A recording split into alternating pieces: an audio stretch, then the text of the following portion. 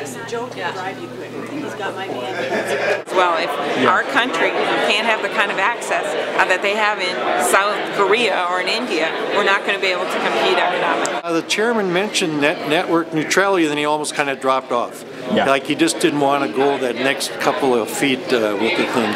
A curt answer. Yeah, really, yeah. It was just kind of left us in limbo. He answered like a politician. Chairman Genachowski, could you discuss the third way you proposed with respect to net neutrality and whether that can be done before November? We had a full discussion today on the panel, and I don't have anything to add to what we said earlier. Oh, that's it. Just checking it all out, seeing what everyone has to say. So, who do you represent? I represent a small telephone company in northern Minnesota. I'm one of the customer service system engineers with ADC, and I'm out here as a vendor to see some of the progress that's being made for broadband. I'm sent from Harvard Communication Systems in Peru, Minnesota, just to hear some of the panels and get some good information today. What does net neutrality mean to you? I think the biggest problem for our clients is the question about whether they can manage their network with. My thoughts on net neutrality, I think it's a federal issue. I'm Representative Sheldon Johnson. I chair the Telecommunications Committee in the Minnesota House. This whole issue of net neutrality is a fascinating one. What role the state has in it is probably less so than the federal folks at the FCC.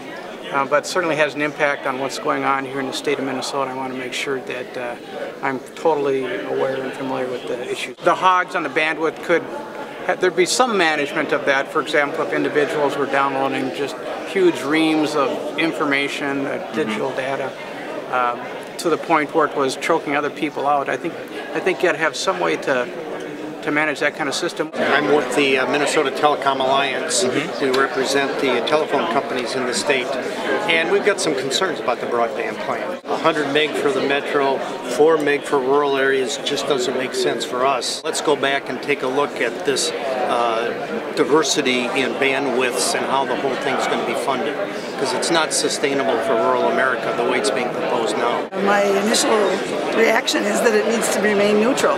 So I want to be agitating for that if I have to. So I came here to help myself get prepared for that so I can make good arguments.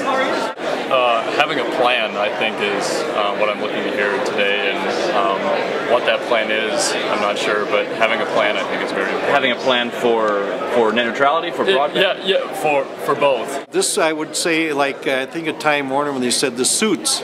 The suits were presented here today. They were a lot of the lobbyists and special interests. Christopher, tell me what you just said a moment ago about Genakowski and his stumble today. At one point, he was talking, when he was responding to a number of the questions about network neutrality, he started by saying that we've sort of stumbled into this era of openness on the internet, speaking to, I presume, the flourishing of dial-up internet and the beginning of consumer internet. And it was worrying to me, because the internet wasn't open by accident. It wasn't a stumble. It was deliberate choices by a lot of people over many years on how to design the internet and make sure it is what it turned into be. Any thoughts on the third way regarding net neutrality that Chairman Genachowski has proposed? Well, obviously I'm open to that. I want to look at it. The FCC has to have the ability to protect consumers, to be the cop on the beat.